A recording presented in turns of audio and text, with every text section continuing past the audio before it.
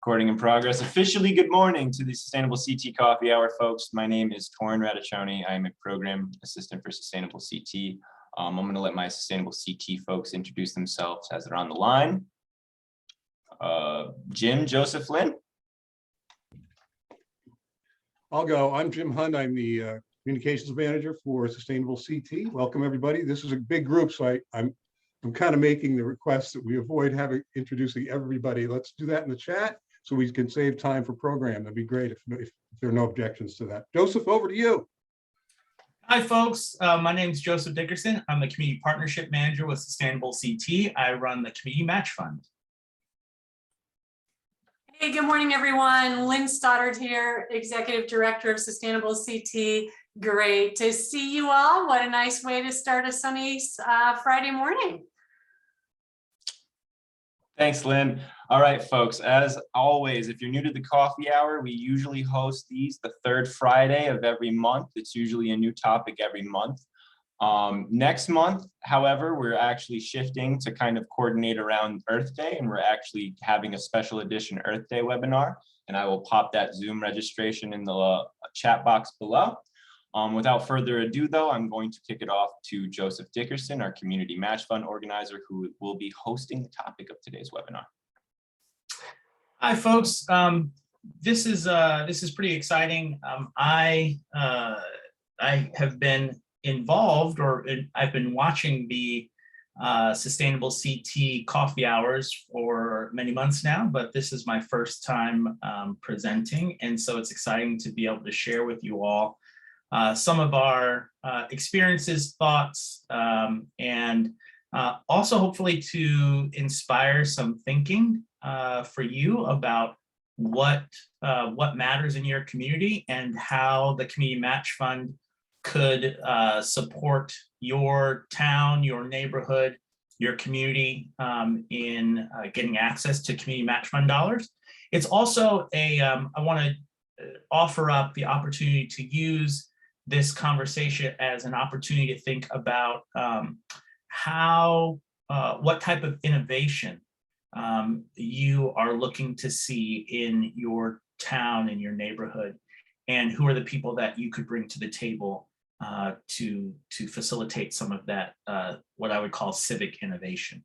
And we'll return to that theme fairly frequently as we go through this conversation, really because one of the things that's most exciting about the Community Match Fund is that it is an opportunity for members of the community and folks that are not traditionally within the foundation funding cycle and funding system to be able to get access to dollars to facilitate projects that they really care about, that perhaps are unique and maybe don't fall within the traditional municipal budget or within the sort of narrow guidelines of a foundation policy. And so this also represents an opportunity for municipal leaders. It's an opportunity for folks that are, many of you lead and are either in the municipal infrastructure, or you're on town government, or you're a community organizer yourself. And we really want to think, how do you get access to those dollars? And then also, how do you actually run a successful project? We'll have a few examples of different projects, and we'll talk about some different ideas. I want to leave the space open for asking questions. I know that the Sustainable CT, our Community Match Fund, has more or less, we've become a little bit settled in kind of how our funding philosophy and sort of what we're looking for. And we want to just be able to support you all in understanding what we do here, so that you can share that message with the folks in your community, or think about doing some projects yourself. So I'm going to go ahead and share my screen.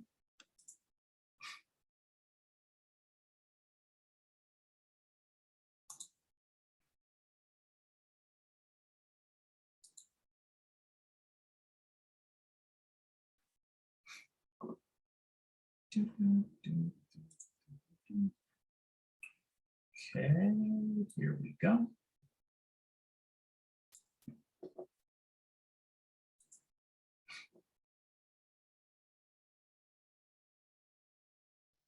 Okay, folks, see that?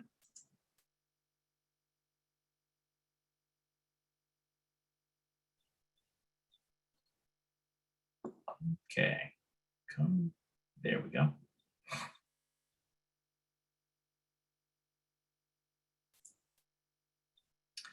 All right, so as I said, my name is Joseph Dickerson. I'm a community partnership manager with Sustainable CT, and I run the Community Match Fund. So the match fund, if for folks, I don't know, maybe in the chat box, Torrin, could you collect some figures from folks? Just kind of put a note in the chat box that just says, I've run a community project. I know of a community project in our town, or that I'm interested in a project in my town. So put one of those three answers in the chat box, and that'll help us kind of know who's on the call, what folks are looking for, and also who's involved. So over time, really the Community Match Fund, one thing to keep in mind is that the Community Match Fund is fairly young. It's a young fund, and we've been reaching out to folks in the community for really the past couple of years. And you know, these numbers are actually even a little bit dated in the sense that to date, we've put about $2.4 million. We've invested $2.4 million in communities.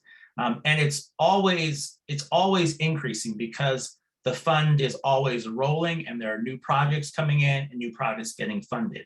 But as we'll talk about, the Community Match Fund is a little bit unique because it's small dollar giving, but it really incentivizes individuals to contribute, because 50% is matched from Sustainable CT and 50% is matched from donors. So that's why you see this split here. We've got about $1.2 million that have been contributed directly from Sustainable CT and through our really great sponsors, Green Bank, Tremaine Foundation, Emily Hall Tremaine Foundation, and others that have been really, the Hampshire Foundation, that have been really important to us.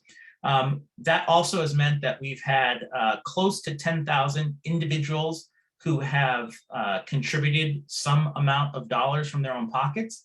Sometimes that's, you know, $5, sometimes that's $1,000. But the really wonderful thing is that you get to see people making a personal vote, a personal investment in a project in a community. And to date, we've actually run about 206 different projects all across Connecticut, and I'll have a map to kind of show you where all those projects are.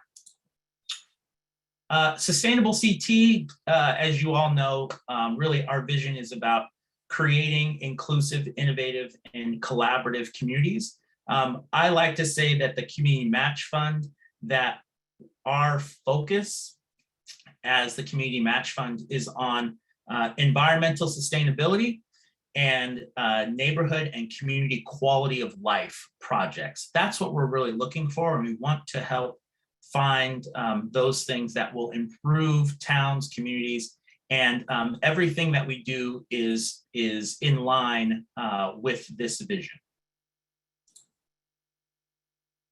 So we have, as you all know, we've got a roadmap, we've got resources, and we've got town and municipal certification, which I think this is going to be my first round of participating in the certification process. So I'm excited about seeing all of the different perspectives and what folks have put together from the town and municipal leadership for the certification process. And then you all are, if you're in the certification process now or have been involved in your own town certification, you probably know these this roadmap of sustainable actions very, very well. So I won't belabor this point too much, but this is all really important because these are actually also the ways that on my end, when a project comes into the community match fund, my role is that I match up the community match fund with this roadmap of actions, and each one gets mapped to a specific action within your community. And so it's a way to fulfill on some of your goals around certification, so bronze, silver, and soon to be coming soon gold certification as well, and what that how the community match fund links together with the municipal action plan. And one thing that's really been new and exciting for us is the introduction of the community amplifier funds. One thing that I want to just start off with, however, is I don't want folks to get too focused on this concept of the amplifier funds. You don't have to worry about you don't have to, and folks from their community don't have to worry specifically about applying into a match fund per se, a community match fund, an amplifier fund. Really, what this is a way for us to talk about some of the areas that we have specific dollars that are set aside for types of projects. So we have composting and food waste diversion. We're really thinking about some ways that folks can improve the environment and improve our waste systems. The Climate and Energy Amplifier Fund, which really is a little bit larger dollar because we're thinking about heat pumps, solar panels on municipal buildings, ways in which infrastructure can be turned more energy efficient and green. And then finally, our newest amplifier fund, which is really super exciting, which is facilitated through a collaborative of Connecticut-based philanthropies, facilitated by the Connecticut Council for Philanthropy, is the Social Amplifier Fund. And specifically, that is targeting Black, Latinx, LGBTQ, and other people of color, project leaders and community leaders, or projects that are focused on areas that target folks from those communities. So it's a great way for us to be able to target some dollars to some areas that I think have been a little bit more difficult and a little bit more underfunded. But it also means that it's great for me. I get to really think about how do we outreach to communities that are a little bit, that are traditionally disenfranchised from activity of this sort. And so I'm excited about the growth of this fund. Each of the pictures here and each of the titles of the slide has a little bit of information about sort of a specific project that would fit into that category. But again, don't worry too much about trying to fit projects into these categories. That happens on our end. So as many of you know, there are 76% of towns are participating, 64 towns are certified, and that represents about 60% of the population. And many of you all have been on the leading edge of implementing sustainability actions in your town. Again, so the concept of the Community Match Fund is really to incentivize participatory grant making. It really shifts the power down to communities and to empower grassroots leaders. It amplifies and incentivizes the acceleration of dollars from individuals to projects in their community. And we're really an intermediary. We help tell funders and foundations about the type of work that's going on in communities. And then we also are the central facilitator of supporting those projects in communities themselves. I spend, the vast majority of my time each day and every week having really great conversations with community leaders who are looking at doing exciting and fun projects in their town. We've got a few projects, for example, down in Montville right now. I'm a mountain biker, and so there's a new trail network that's being crowdfunded for right now by a young Eagle Scout in the area, and so that's going to bring a new set of trails to Montville. We've got some projects in Hartford that have happened that have been targeting home-based kits for raising vegetables at home that require very little amounts of water. So essentially a hydroponic, home hydroponic kit for raising vegetables.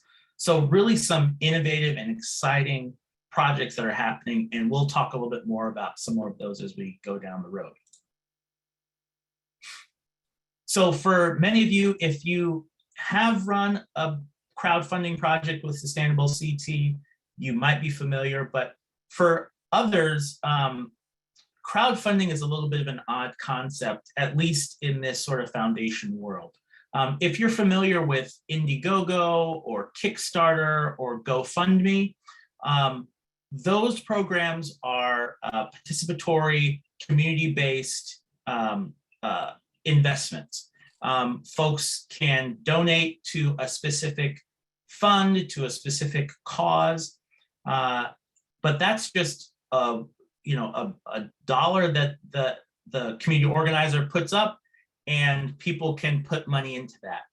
What's different here is that not only is there a budget and there's a goal and a target for what the project is going to cost, but Sustainable CT splits that in half. So every dollar that comes into the community match fund pool from outside donors ends up being matched one-to-one by Sustainable CT.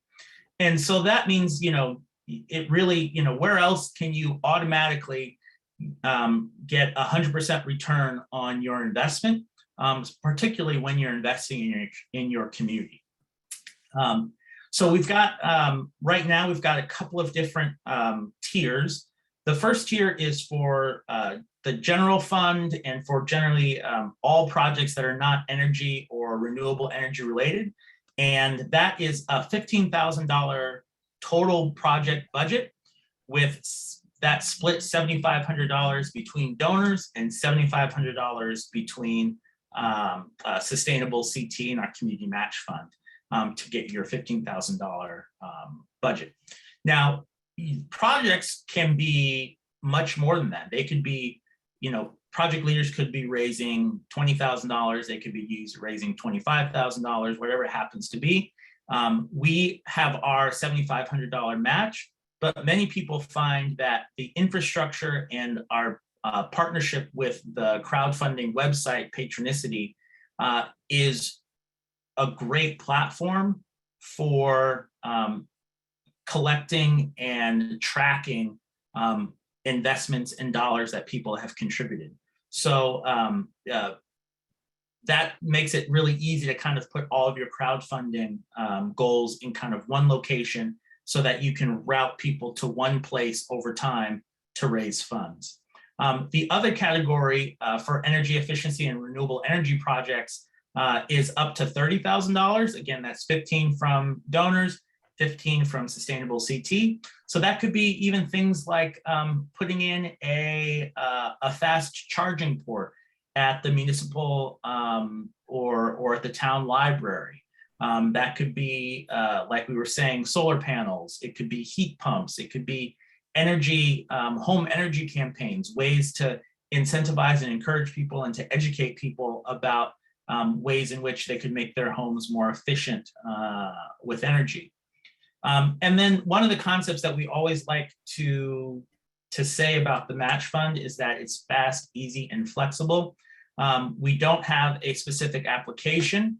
The actual building of the crowdfunding website is the application.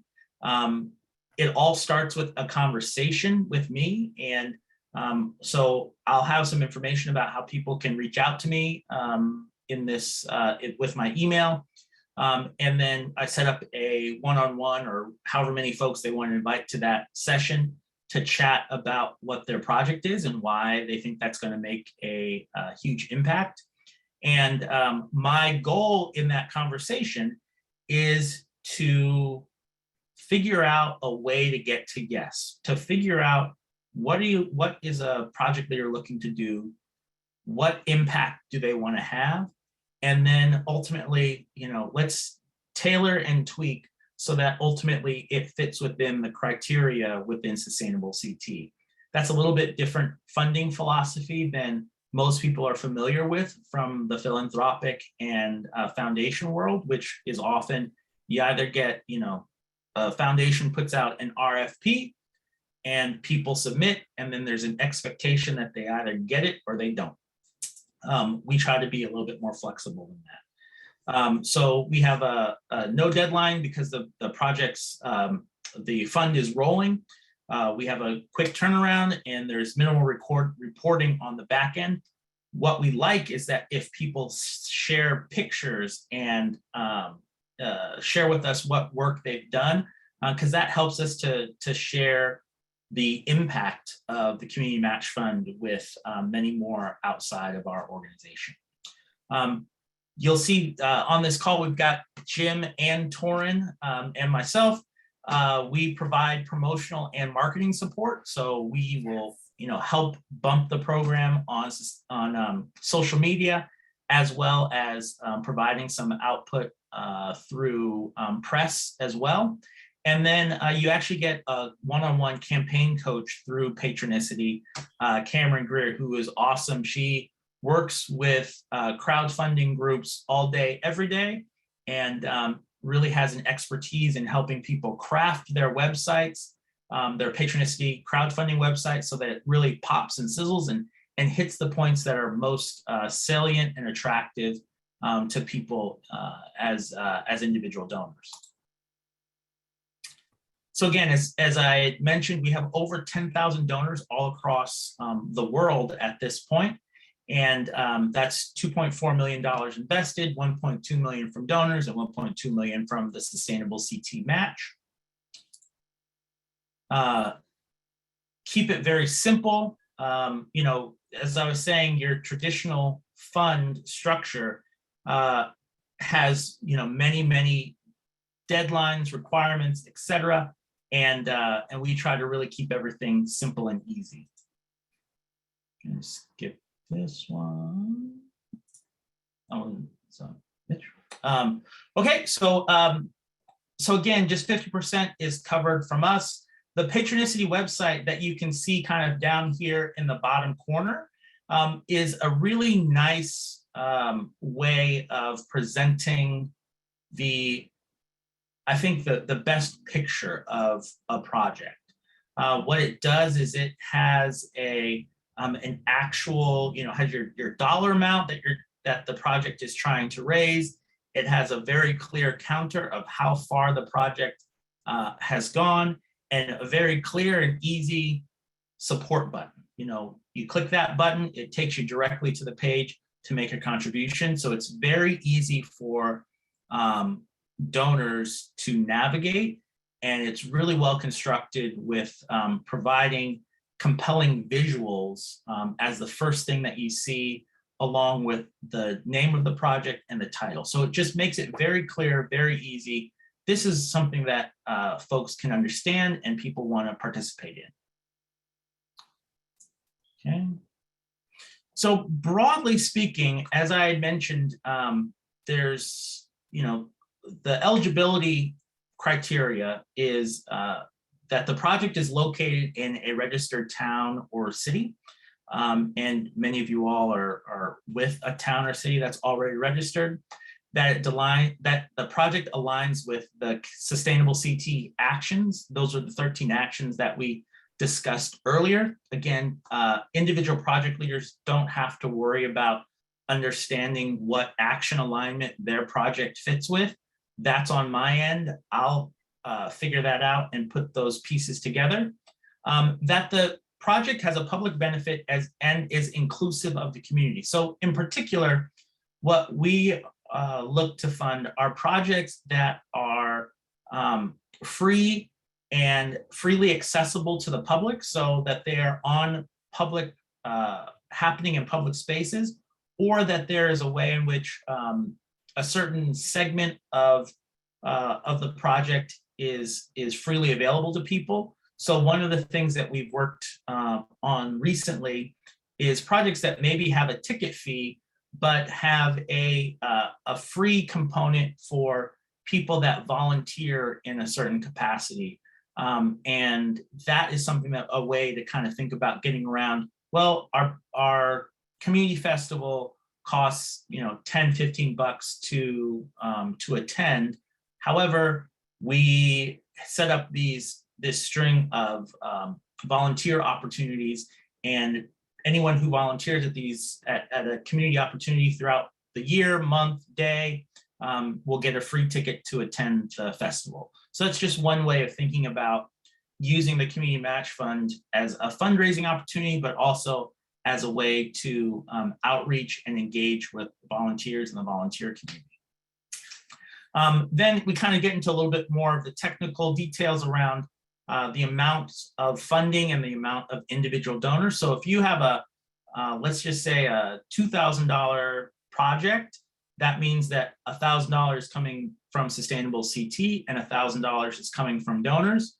You would take that $1,000 and you would divide, oops, what just happened? You would divide by 100, and that's probably going to happen one more time. Just those are the gremlins in the machine. Oh, my computer froze. There we go. Hold on one second. Okay, and you would take that $1,000, you would divide it by 100, and you would get 10. So that would be the minimum number of donors that you would have to have in your project to be eligible. And so down here, there's a broad range of projects that are eligible. We're going to look at the map in a moment, and then we're what some of the projects actually look like. Here's how to reach me. Here's some information about where to go to actually see current projects that are up and funding, as well as taking a look at Patronicity. We'll send this presentation out for folks to take a look at and make it available for folks to review. Once you send me an email, the best way to reach me is over email. I respond back with a meeting request, and it's a living link to my calendar. It's always live, and so you can share it with folks in your community. You can send that link around, and what it will do is it sets up a time, it books a time anywhere within the 2 weeks that someone is looking at my calendar. It gives folks a chance to look at my calendar to say, okay, I'd like to meet on Thursday at 2 p.m. and it will specifically, it'll go in and create a Zoom link, a calendar invitation. You can share that calendar invitation with other folks as well. And then that's where we start the conversation and start the process.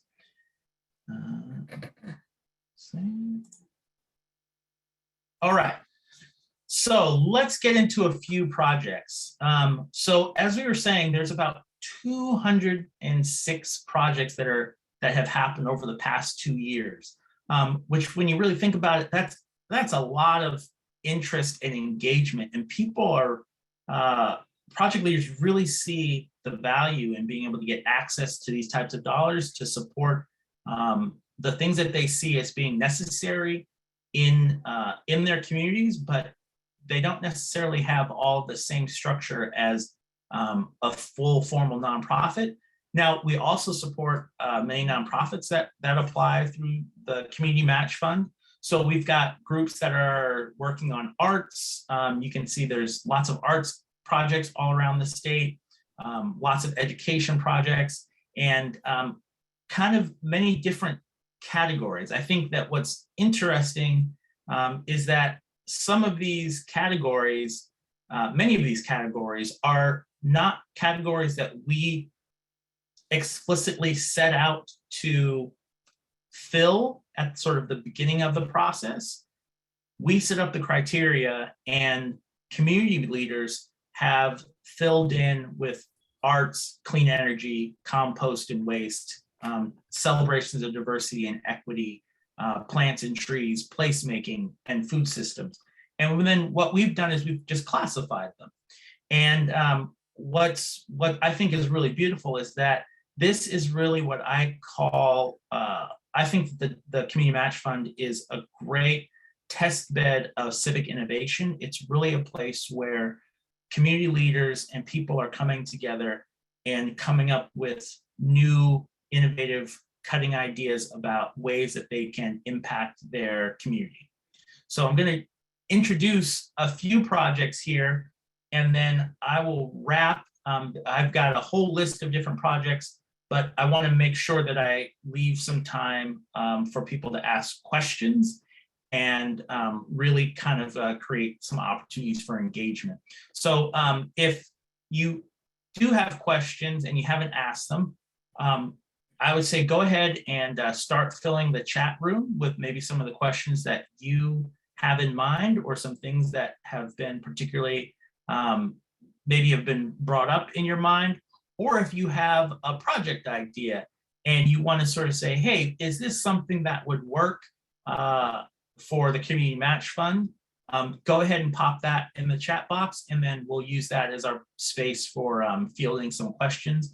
But wanted to just go ahead and pitch that up there.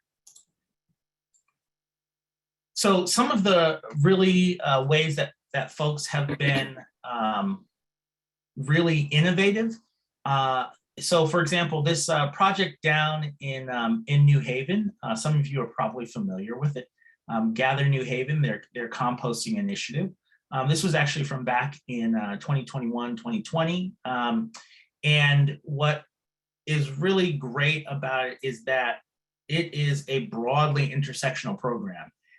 It is developing youth entrepreneurs, it's developing their farming, and also their culturally responsive food. And they're making recipes that that maybe were from their grandmother's table, or from wherever their family is from culturally, and they're raising foods that match up with their home cuisine and maybe some of the cuisine that that their grandparents would eat, and then they're selling those recipes and selling that food at local farmers markets down in New Haven. They're reducing food waste, so they're utilizing compost, and their project was to expand the amount of compost that they were bringing in on a regular basis, and so they're essentially putting food out there. They're taking in compost, replanting with that compost, and then ultimately putting back those vegetables back into the community. So it's this really great 360-degree positive feedback loop that they're creating with the work that they're doing. And then third, they're providing high quality fresh fruits and vegetables to local communities. So they sell fruits and vegetables at the farmers market, but they are also giving their extra produce to the local food shelters and pantries. And so they're providing fresh fruit that's often missing from many people that are using food pantries. This is an example of really thinking about also food insecurity, but a way to really introduce folks to growing vegetables at home. Now, granted, when I've showed this slide at other points in time, people have said, those plants look a little wilted, and that can happen. All plants eventually, kind of have their life. But I think the great thing is that this is a way with a very simple, essentially kind of a mini hydroponic bucket kit, 5-gallon bucket. you cut a couple holes in the top, you put the water, the nutrients, the soil, and the seeds all in those little pods that are right on the top. And you take it home, you give it a little bit of sun, and it grows.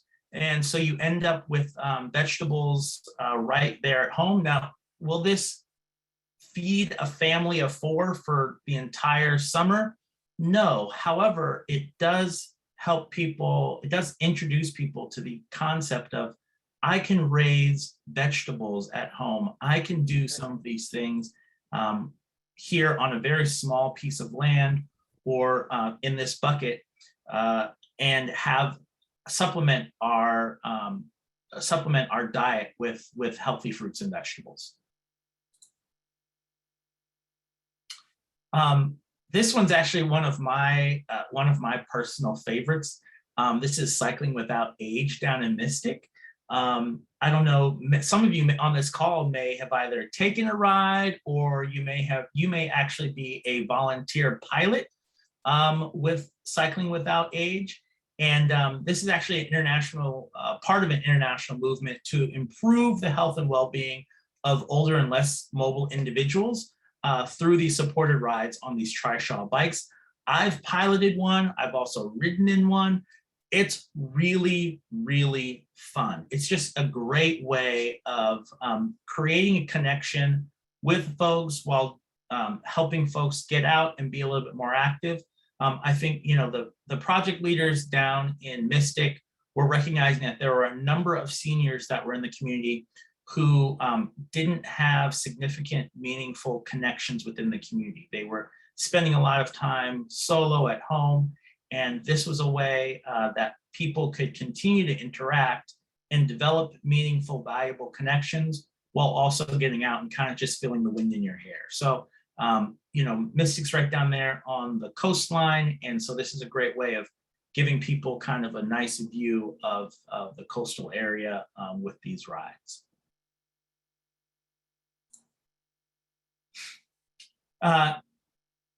Thinking about public art, and how do you create beauty and imbue underutilized assets and underutilized public spaces with light and with life? So in Bridgeport, the Color at Murals brought an element of this to this stairway in sort of the Bridgeport, kind of Bridgeport Square, so to speak. It kind of really, this is a space that really connects one section of downtown Bridgeport with sort of the arts district of Bridgeport. And it's this really beautiful, I've run up it. I've gone to some meetings on both sides of this bridge, or both sides of this stairway.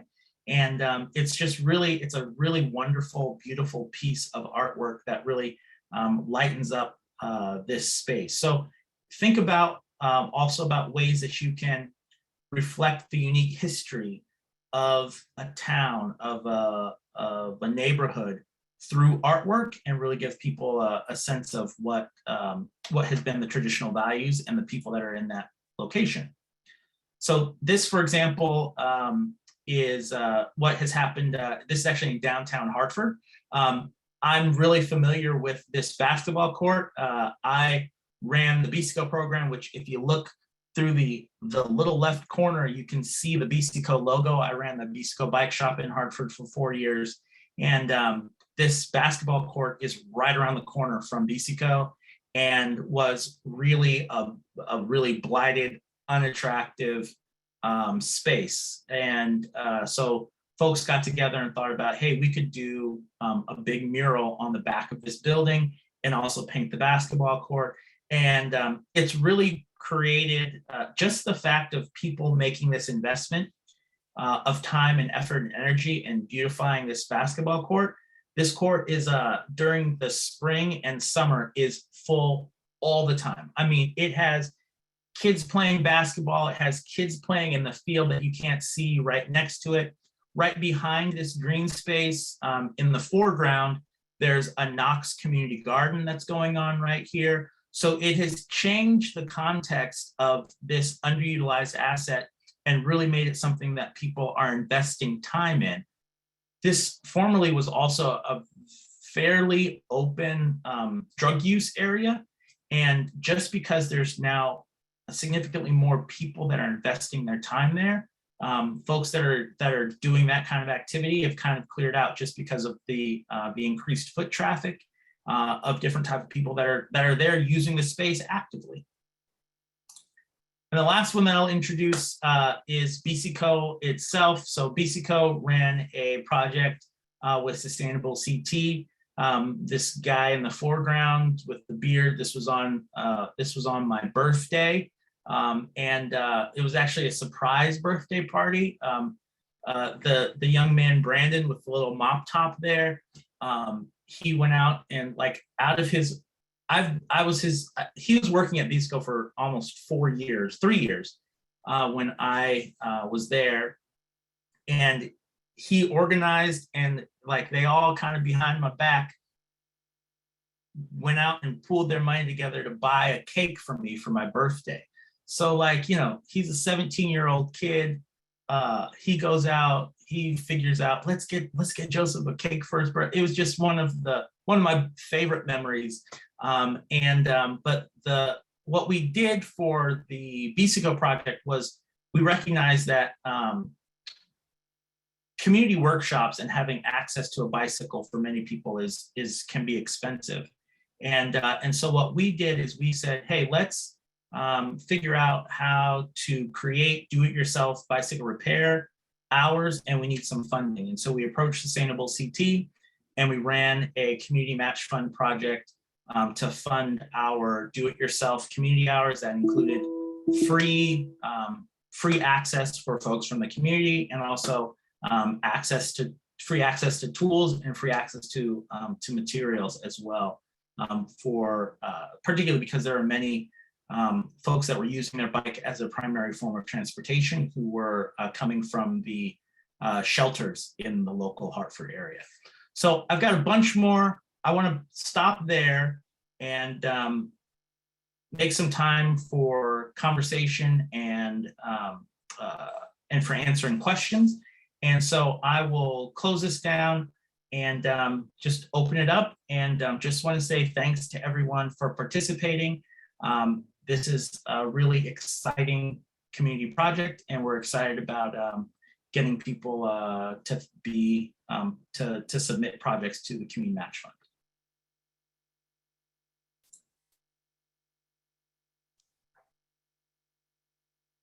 Awesome. It looks like we do have some questions in the chat, Joseph. I don't know if we want to field those first or if we want to have people take themselves off mute, and we'll entertain those as priority. Sure. I have not been looking at the chat. Torrin, can you look at them and then just kind of do a little triage and just I can go ahead and answer, and then I'll look for some folks to share if they have questions and they want to put a hand up. There's some chat icons that you can use down in the reactions on Zoom if you have a question that you want to ask outright. All right. So we will start it off with Miss Alexandra. Would like to know, would you accept an EV charging station project for a municipality as like a project for the Community Match Fund, Joseph? And this is a double-faceted question. How about EV robotic lawnmower replacing it instead of a gas-powered one for a municipality as well?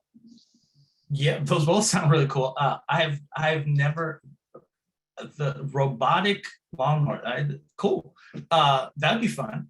Can I still ride on it? That's what matters. Can I still? No, actually you can't. So it's a No? very small and very popular in Europe, used widely everywhere. If you really think about cost of running it, it's actually cheaper because not only of the fuel, which is running it, but also it actually mows every day. And when it mows, it kind of it has almost like a brain. So it develops a special map of the area, and knows where where the grass grows faster, vice versa slower. So the areas which needs more attention, they will be, you know, mowed every day. Those which don't, they don't. And it really takes a little cut of the blade, which is great because those little cuts goes back to the soil, and the nutrients go back to the soil. Obviously, there is no pollution produced by it. It charges by itself. So basically, it's a like safe driven thing. Has a GPS, so it's not going to be stolen. And so the town of Greenwich is looking at making a 3 months pilot. So we're going to be taking this robot for 3 months and see how it works for us. It's going to be installed in the front of the town hall, so everybody can see it.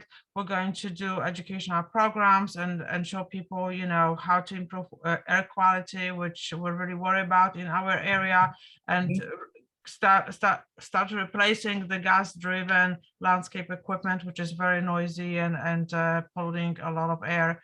Yeah. So yeah, and we're going to be leasing it because we need the maintenance. We need someone to sharp the blades, and you know, if something happens. And we're wondering whether or not, if the town will say, well, look, we don't have this in the budget, whether or not we can just respond, hey, we're going to raise the money, and because Sustainable Connecticut is going to be accepting our proposal. And then the second thing is, I don't know whether or not you know, but right now Eversource and I think that companies which cover different areas of Connecticut offering this great program for commercial properties where they cover up to 100% of the cost of installation of your EV charging stations. Greenwich is very underserved because we have only 1 charging station and 2,000 electric cars in the town, and we're actually leading Connecticut in terms of the number of electric cars. And so I'm meeting today with people in town, and we're trying to explore the possibilities. But again, if this has to be included in our budget, I think it's going to be a deal breaker. So as I said, Eversource can you know, finance up to, I mean, cover up to 100%, but it all depends, because sometimes cost of installation is more because you have to go through sidewalks, through paved areas, and it all depends how the trenching is going to cost. And sometimes you have to upgrade your electric system, that additional cost too. So we'll have several contenders, and we'll see which ones qualify the most in terms of, you know, cost efficiency. But if, let's say, we'll run, I don't know, $10,000 short for the installation, or maybe less. It all depends whether or not you do the fast charging or the level 2, whether or not also we can count on Sustainable Connecticut and just explain to the town, look, if you don't have money, we're going to cover the difference. So let me just, there was a lot in that. So I'll start from the bottom up. So the EV charging for an EV charging station for a commercial building isn't something that would work within the Sustainable CT structure, particularly because it's going into a commercial space. We could talk about, there may be some but other... that would be libraries. We're thinking about libraries because our libraries are like in the middle of the villages, so it is commercial, but actually it's owned by the town and community open. Yes. So that's where I was going with that. So we have done some EV charging stations that have happened in Essex. Actually has a town charging station, which they funded through Sustainable CT, and that was at their at the municipal building in Essex. So that's one option. And then for the lawnmower and sort of green infrastructure around landscaping equipment, we've participated with a number of towns, and actually Greenwich, West Hartford, maybe Fairfield. Some folks have been working closely together on developing some municipal legislation to incentivize individuals to shift their personal use Now, Sustainable CT isn't going to fund individual purchases of equipment for your home or for a business, but what we can support is the some of the dollars around publicizing and advertising and sharing the campaign to shift away from to shift your funding from shift the type of landscaping equipment that you're using. But in terms of of this robot, which is like kind of the first one, and it's going to be more for education and promoting, and this is going to be our pilot program. It's not like we're asking you to help us to replace our equipment, but you know, this is going to be basically mostly for education. So that, would that be an exception? Right. Hang on. So yes, so where I was going with that is to say that's one example of kind of how we've worked with people around landscaping equipment. And so the concept of being able to work with an EV, with a robot, or with other types of municipally owned equipment would be something that would be able to something that would work. Absolutely. And we can talk about that more. I would say let's set up a time to chat, send me an email, and we can talk a little bit more about it in detail. Awesome. Thank you.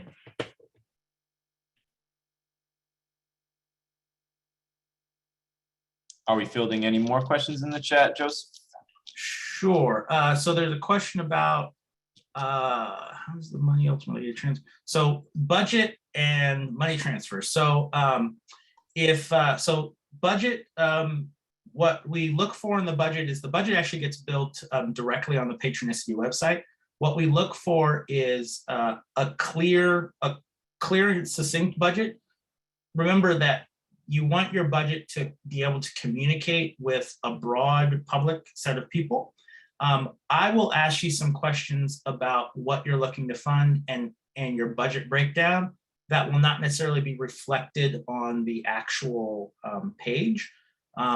Patronicity's budget page is really designed to be very simple and straightforward.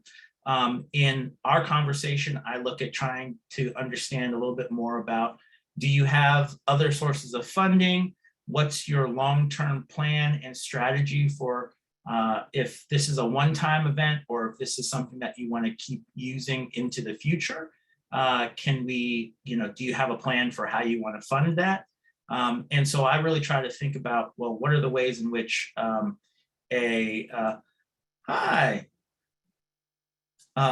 looks like some familiar folks, and how to do your budget so that it makes sense, not only to me, but also to the folks that you're going to be outreaching to.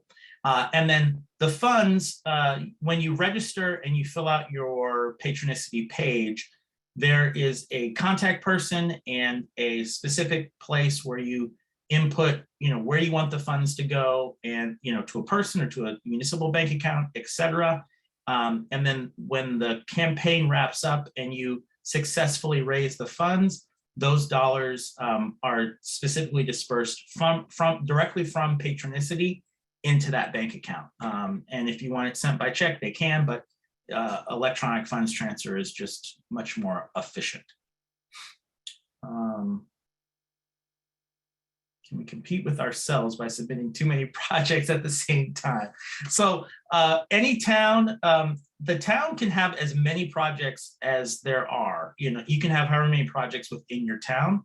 No one project leader can lead more than one project at a time, nor can you lead more than one project in a given calendar year. And so we try to make sure that we don't have just one set of people coming back to the table, which is exciting, but we want to make sure that there's dollars and access all across the state of Connecticut for folks. And so you can't really compete with yourself. I say, when we sit down and talk, I think that it's great because people come to the table with many, many ideas. And then the conversation, again, kind of comes down to, what do you think is the best way to develop community and civic engagement? And what is maybe the best place to start to maybe think about how do you develop a bit of a cascade of positive feedbacks within your neighborhood and within your community. So does it make some communities, it makes a little bit more sense to start with a really big dollar project. Other places it makes sense to start with a small dollar project and then look at bringing in another community leader who's going to help support the next project in that town and in that neighborhood. And so, you know, kind of depends a little bit on your town, your neighborhood, and your understanding. I don't profess, and it's realistic, I don't know every community in Connecticut, but the great thing about the Community Match Fund is that I'll take the principles and the ideas and the concepts of the Community Match Fund and then help guide project leaders to tailor what they're looking to do in a way that best matches their community and best matches what they're trying to ultimately accomplish.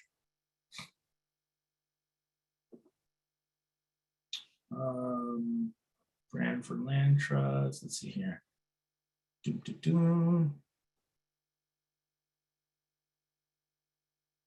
Completing the project and possibly just, so Anna, you can either contact me or you can contact Cameron directly at Patronicity. Either of those resources can help you get in what you need to adjust your budget for your project. Oh, thanks, Lynn. I just saw that you responded to that one. And I guess someone had asked about funding projects at schools. Yes, I think that's one of the most exciting places of projects that we've worked on.